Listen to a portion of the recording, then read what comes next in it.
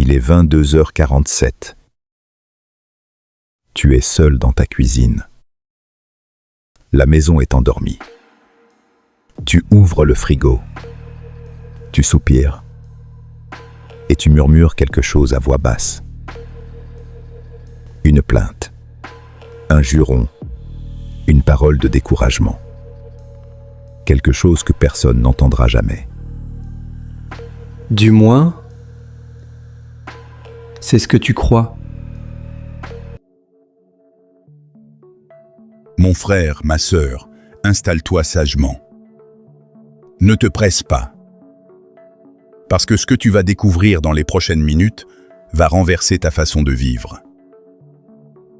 Aujourd'hui, je ne vais pas te parler de la prière. Je ne vais pas te parler de ce moment où tu fermes les yeux, où tu joins tes mains, où tu cherches des mots sacrés pour t'adresser au ciel. Ce moment-là, tu le connais.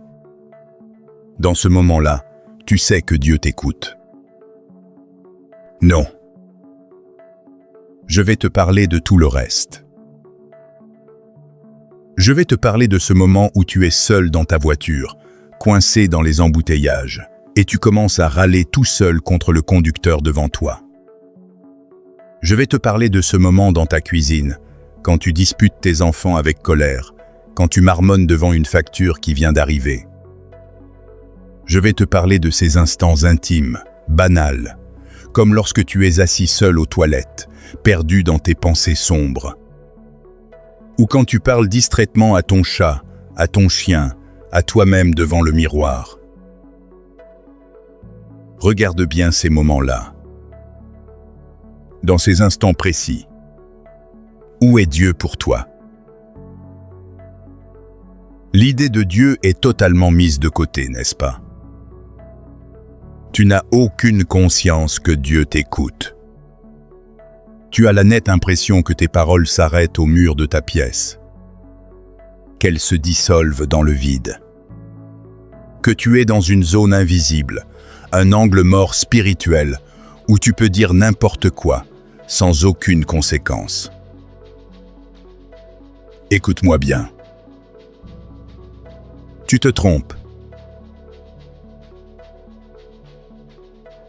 Le vrai piège, mon ami, ce n'est pas que Dieu n'écoute pas tes prières du matin.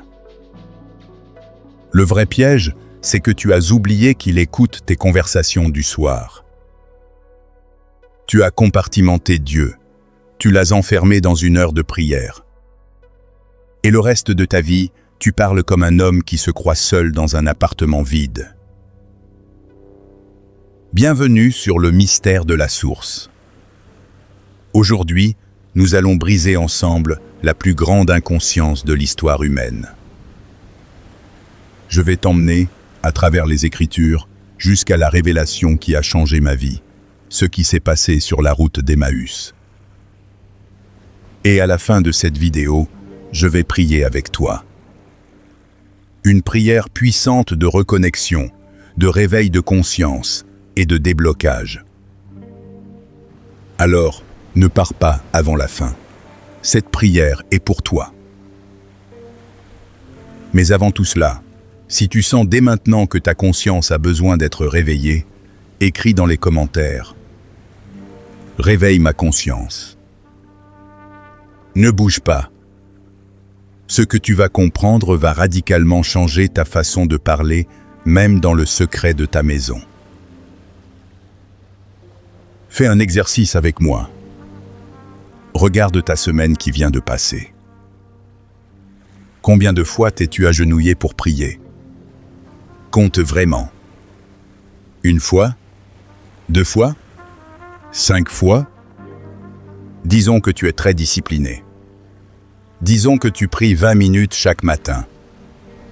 Ça fait environ 2h20 dans ta semaine où tu as eu la conscience claire et active que Dieu t'écoutait. Maintenant, combien d'heures as-tu passé à parler cette semaine? À parler à tes collègues, à tes enfants, à ton conjoint, à tes amis au téléphone, à toi-même dans le miroir, à râler en conduisant, à commenter le journal télévisé, à te plaindre des prix au marché, à donner ton avis sur les voisins, sur la politique, sur tout. Calcule. Tu vas voir. Tu as passé entre 60 et 80 heures à parler cette semaine. Et sur ces 80 heures, combien était sous la conscience que Dieu écoutait? 2 heures. Les 78 heures restantes, tu as parlé comme un homme qui se croit seul. C'est là, mon frère, que ta vie se joue. Pas dans les 2 heures de prière. Dans les 78 heures d'inconscience. Souviens-toi de ce moment, la semaine dernière, où tu étais épuisé. Tu as crié sur ton enfant, tu n'arriveras jamais à rien dans la vie. Tu te souviens? Tu l'as dit avec colère, sans réfléchir, et puis tu es passé à autre chose. Pour toi, c'était juste un moment de frustration. Une parole jetée en l'air, qui mourrait dès qu'elle quitterait ta bouche. Tu te trompes. Cette parole n'est pas morte. Elle a été enregistrée.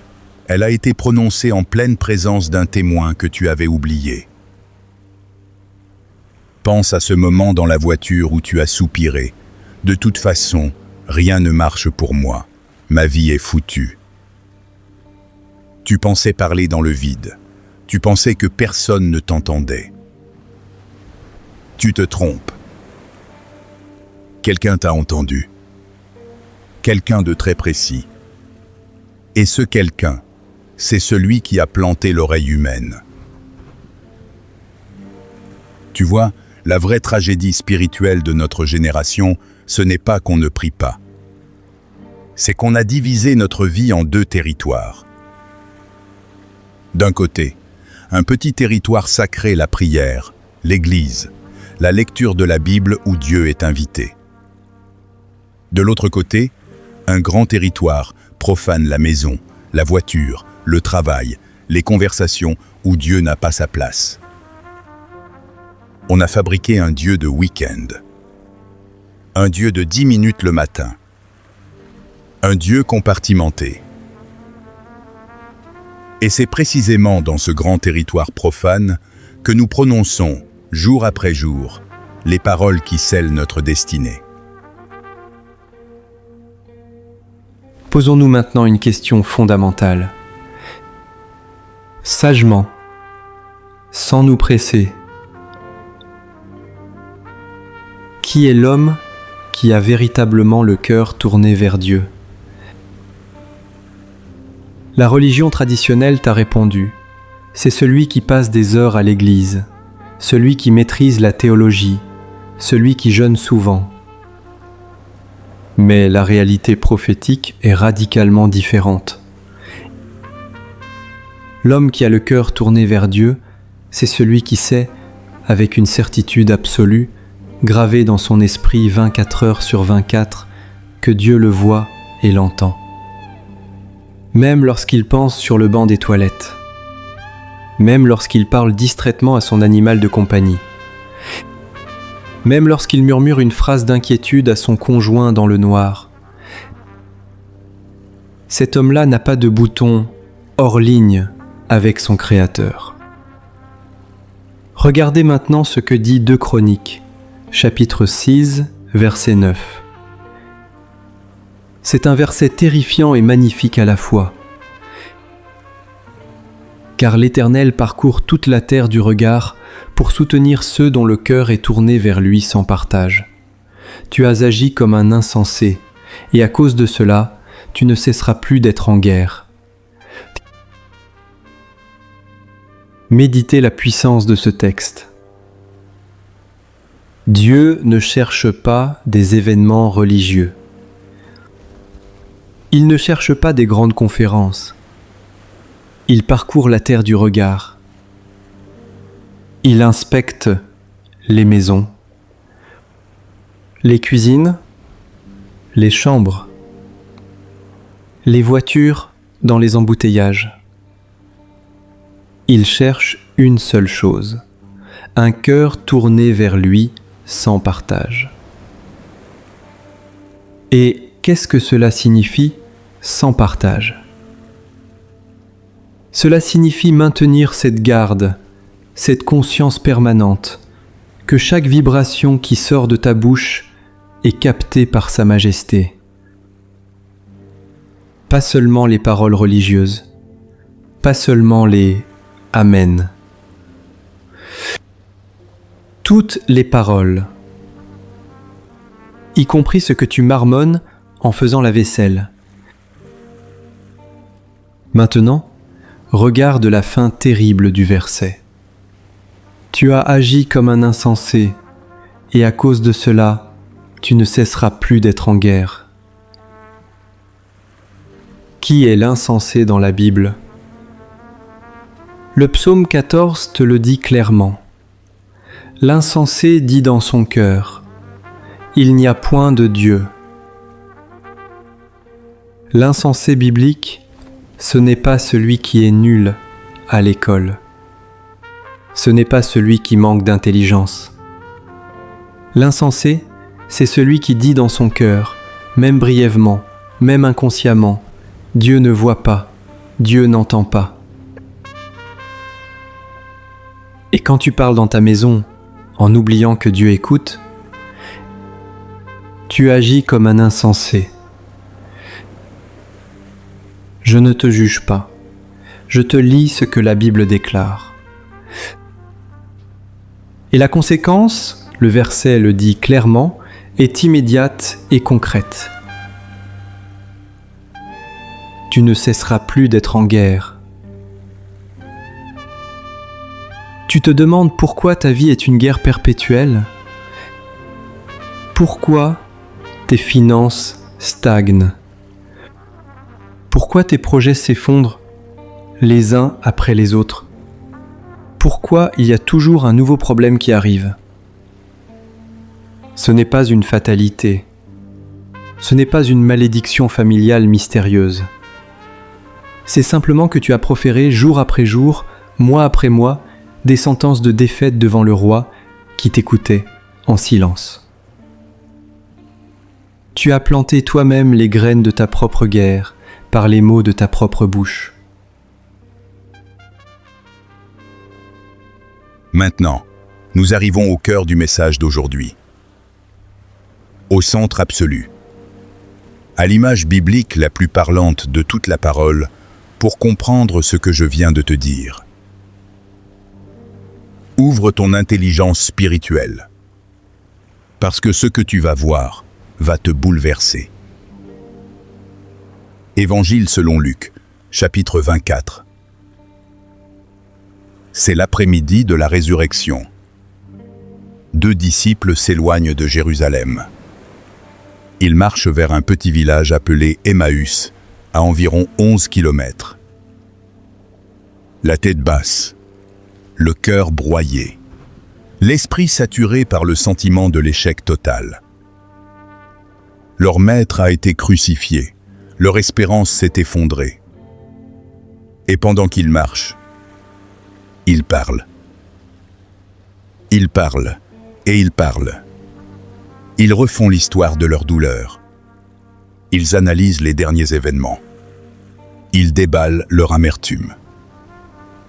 Pendant des heures, kilomètre après kilomètre, ils libèrent une parole brute, sans aucune retenue.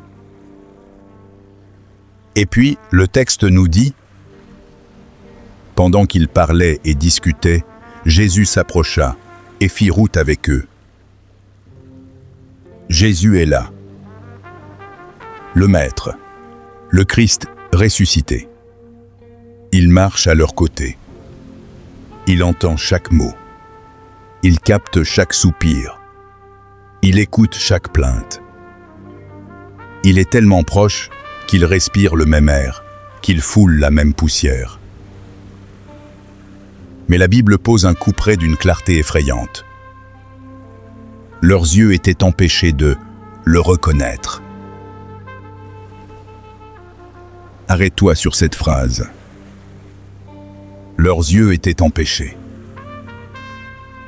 Dans le texte original grec, le mot utilisé signifie qu'une force tenait leurs yeux captifs.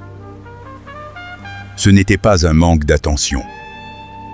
C'était une incapacité temporaire à percevoir la réalité de celui qui marchait à leur côté. Et maintenant, écoute bien. Ce n'est pas une apparition de quelques secondes. C'est une marche de plusieurs heures. 11 kilomètres à pied, 2 à 3 heures de marche. Pendant tout ce temps, Jésus est là. Ils les écoutent et ils ne savent pas. Mais ce n'est pas tout. Quand ils arrivent au village, ils invitent ce mystérieux étranger à entrer chez eux. Ils s'asseyent à table ensemble. Ils partagent un repas. L'aveuglement continue jusqu'à la table. Même dans l'intimité de leur maison, même autour d'un repas partagé, ils ne réalisent pas qui est en face d'eux.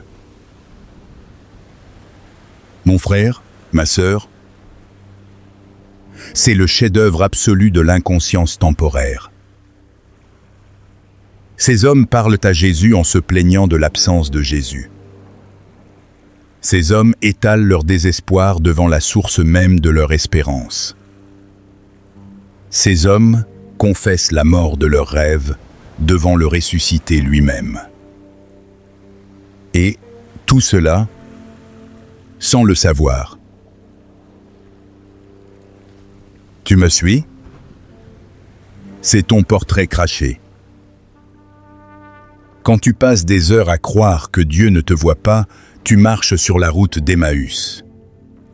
Quand tu confesses la fatalité à tes proches dans ta cuisine, tu es sur cette route. Quand tu murmures dans ton lit à 3 heures du matin, « Je n'y arriverai jamais », tu es sur cette route. Quand tu cries sur tes enfants avec des mots blessants, tu es sur cette route. Quand tu parles à ton chat parce qu'il n'y a personne d'autre, tu es sur cette route. Et pendant tout ce temps, Jésus marche avec toi. Il est dans ta voiture quand tu râles. Il est aux toilettes quand tu penses sombrement. Il est dans ta cuisine quand tu prononces ces mots durs. Il est assis à ta table familiale quand tu manges en silence en pensant à tes problèmes.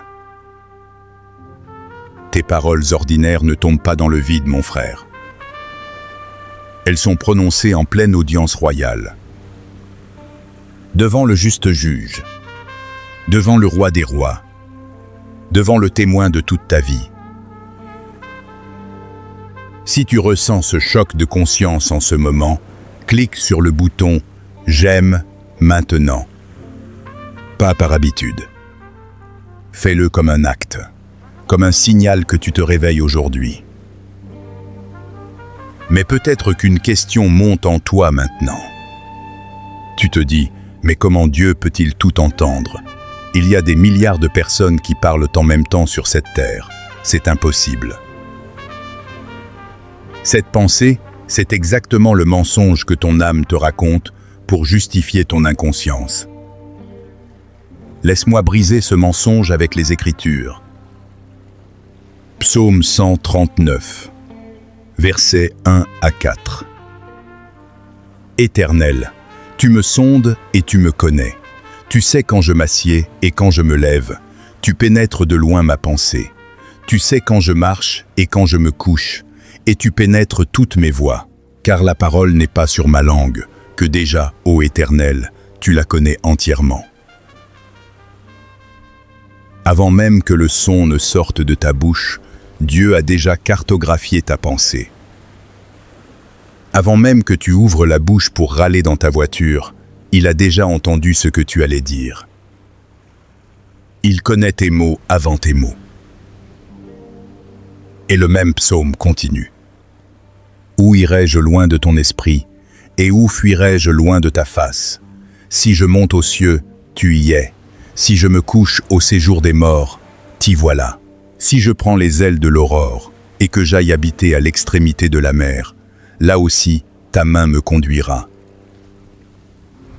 Il n'existe aucune coordonnée géographique dans tout l'univers où tu peux émettre un son sans que Dieu ne te capte instantanément. Aucun recoin sombre, aucune chambre fermée à clé, aucune voiture dans un parking désert, aucune toilette verrouillée. Aucune. Et Jésus lui-même, dans Matthieu 10, versets 29 et 30, pose un autre jalon. Ne vend-on pas 2 moineaux pour 1 sou? Cependant, il n'en tombe pas un à terre sans la volonté de votre Père, et même les cheveux de votre tête sont tous comptés. Réfléchis intensément à ces 2 images. Un moineau. Un petit oiseau insignifiant, sans valeur marchande dans l'Antiquité. Et pourtant, lorsqu'un seul moineau tombe à terre au milieu d'une forêt immense, dans un coin du monde où personne ne regarde, Dieu le voit. Dieu l'enregistre. Tes cheveux. Dieu en connaît le nombre exact.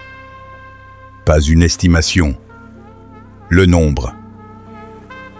À la seconde même où je te parle, Dieu sait combien tu as de cheveux sur la tête. Si tu en perds un en te coiffant ce soir, le compteur sera mis à jour instantanément dans le ciel.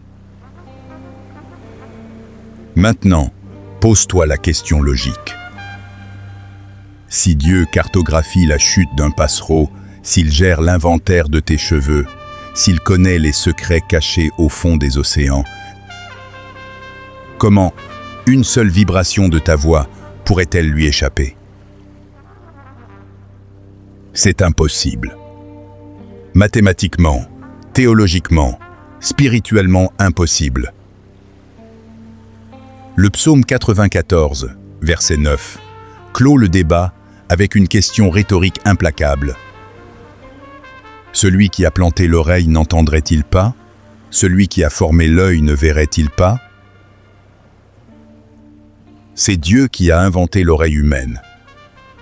C'est lui qui a conçu le tympan, les fréquences sonores, la capacité d'entendre, la capacité de comprendre. L'auteur de l'audition serait incapable d'entendre.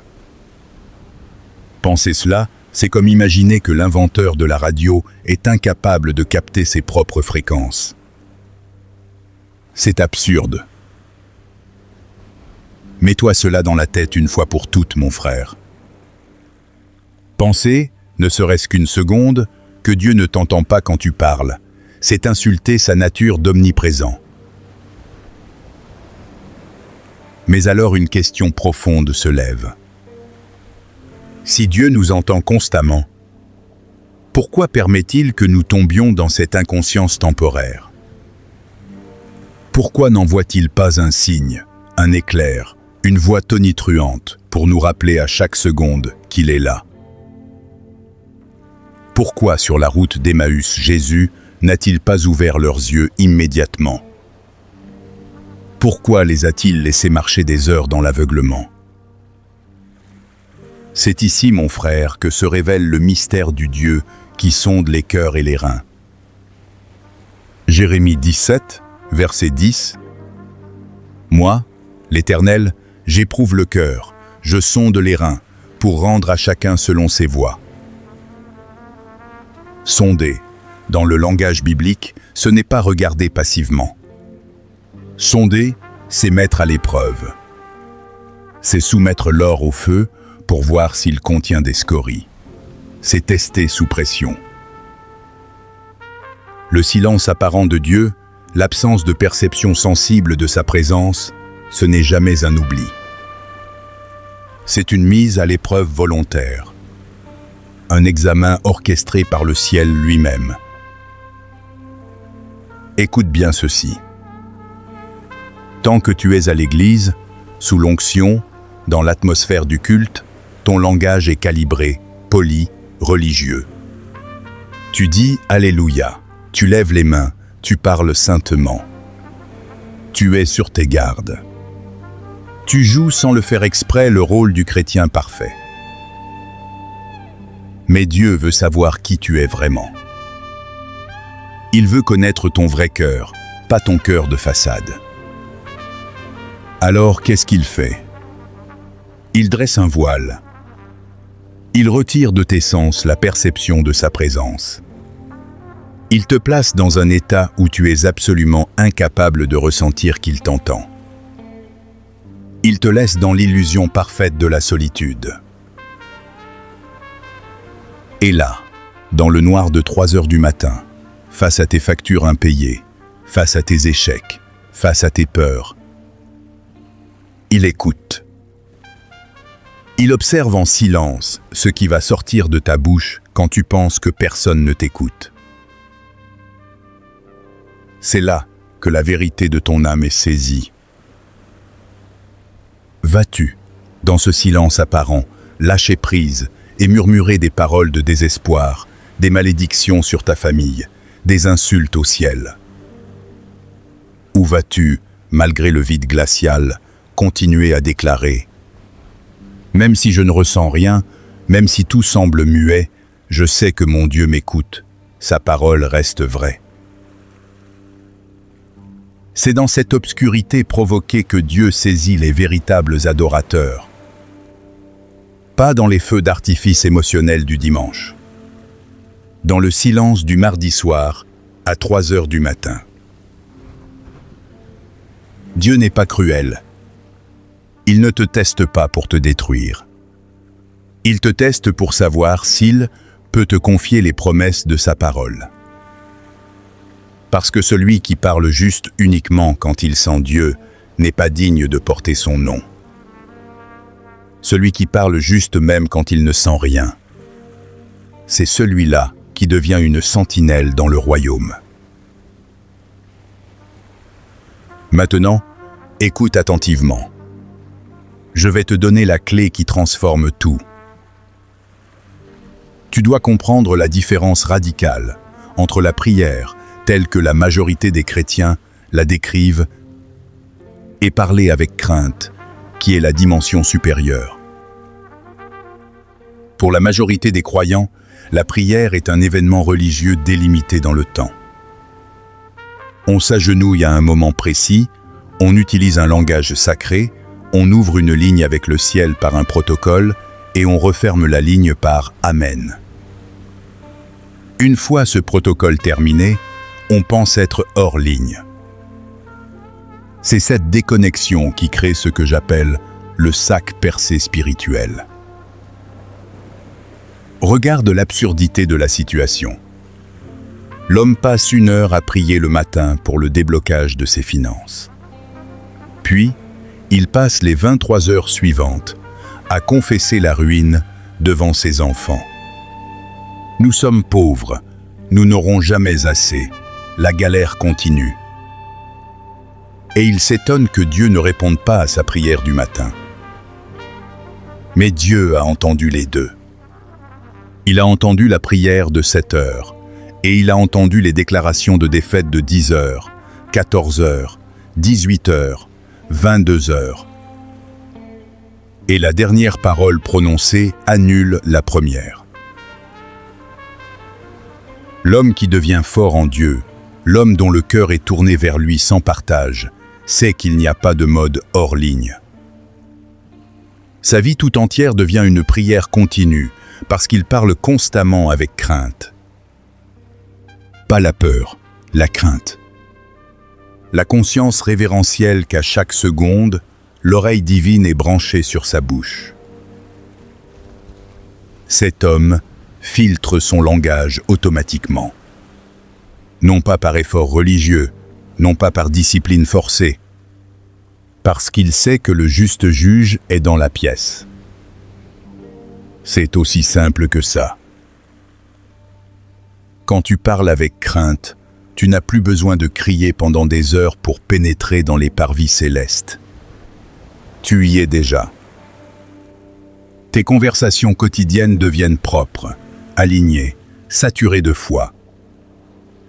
Tu ne dis plus à tes enfants « Nous allons mourir de faim » parce que tu sais que le pourvoyeur est assis à table et qu'il écoute. Tu dis « Le Seigneur pourvoira » parce que tu parles sous son regard. Et voici la promesse extraordinaire qui couronne tout cela. 1 Jean 5, verset 15. Et si nous savons qu'il nous écoute, quoi que ce soit que nous demandions, nous savons que nous possédons ce que nous lui avons demandé. Médite la structure de ce verset. Jean ne dit pas « Si nous prions fort, nous serons exaucés ». Non. Il pose une seule condition préalable. Le savoir. Si nous savons qu'il nous écoute, à partir du moment où tu sais vraiment, profondément qu'il t'écoute constamment, ta prière change de dimension. Ce n'est plus une supplication désespérée pour convaincre un Dieu lointain. C'est une possession immédiate. Le décret de ta restauration, de ta paix, de la délivrance de ta famille est signé à la microseconde où tu parles avec cette haute conscience. Ta vie entière devient une suite ininterrompue de prières exaucées. Maintenant, mon frère, ma sœur, nous arrivons à ce moment que je t'ai annoncé au début. Le moment de la prière. Pose tout ce que tu fais. Si tu peux, ferme les yeux. Où que tu sois dans ta voiture, dans ta chambre, dans ta cuisine, entre avec moi dans cette atmosphère. Père céleste, juste juge de l'univers, toi dont le regard parcourt toute la terre pour soutenir ceux dont le cœur est tourné vers toi sans partage. Nous venons devant toi en cet instant précis, non pas pour faire une prière religieuse de plus, non pas pour cocher une case dans notre journée. Nous venons pour reconnecter notre conscience à ta présence continue. Pardon, Seigneur. Pardon pour toutes ces heures, ces journées, ces années passées à croire que tu ne nous voyais pas. Pardon pour les fois où nous t'avons mis de côté dans notre quotidien, comme si tu n'existais pas en dehors de l'Église. Pardon pour les paroles dures lancées à nos enfants. Pardon pour les murmures de doute dans nos voitures. Pardon pour les pensées sombres aux toilettes. Pardon pour les soupirs de désespoir à 3 heures du matin. Pardon d'avoir agi comme des insensés en oubliant ton oreille. Seigneur, par la puissance du Saint-Esprit, que le voile d'Emmaüs se déchire maintenant au-dessus de cette vie. Que l'illusion de la solitude s'effondre en cet instant précis. Esprit de Dieu, sature cette pièce, sature cette voiture, sature ce lieu où mon frère, où ma sœur t'écoute en ce moment, de ta présence redoutable. Réveille dans son cœur la forte et permanente conscience que tu es là, que tu es dans la pièce, que ton oreille est tendue, suspendue à ses lèvres, 24 heures sur 24. Que sa maison ne soit plus jamais un lieu d'abandon, mais le parvis de ton trône. Et sur la base de 1 Jean 5, verset 15, parce que nous savons que tu nous écoutes constamment, nous activons maintenant la possession immédiate. Nous déclarons que les requêtes déposées avec foi concernant la fin de la disette, le déblocage des finances, la restauration des familles, la guérison des cœurs, sont validées et scellées par le sang de l'agneau. Nous brisons le décret du sac percé. Nous ordonnons aux portes d'airain de s'ouvrir, aux verrous de fer de sauter. La paix profonde s'installe. La peur du lendemain s'évapore. L'ère des témoignages éclatants commence aujourd'hui. Au nom puissant de Jésus-Christ. Amen. La vérité a éclaté, mon frère, ma sœur. Tu ne parleras plus jamais de la même manière dans ta maison. Tu ne marcheras plus jamais comme un aveugle sur la route de tes problèmes. Tu sais maintenant qui marche à tes côtés. Pour sceller ce réveil de conscience et pour briser cette même illusion dans la vie de milliers d'autres croyants qui s'épuisent encore en silence, pose ces 3 actes de foi immédiats. Premièrement, écris en majuscule dans les commentaires. Mon cœur est tourné vers lui. Je sais qu'il m'écoute constamment. Que ta foi s'inscrive dans la matière. Deuxièmement, clique sur le bouton « J'aime maintenant ». C'est un signal pour l'algorithme qui permettra à ce message d'atteindre les âmes fatiguées qui croient encore qu'elles sont seules. Troisièmement, partage immédiatement ce lien à 3 personnes de ton entourage. 3 personnes qui ont besoin que le voile d'Emmaüs se déchire dans leur vie, aujourd'hui. Deviens la voix qui réveille leur conscience. Et enfin, abonne-toi à Le Mystère de la Source et active la cloche de notification. Nous avons encore des trésors à déployer ensemble, des mystères à percer, des chaînes à briser. Que la conscience permanente de la majesté divine sature ton quotidien de paix, de provisions surnaturelles et de témoignages éclatants. Demeure puissamment béni. Au nom de Jésus-Christ. Amen.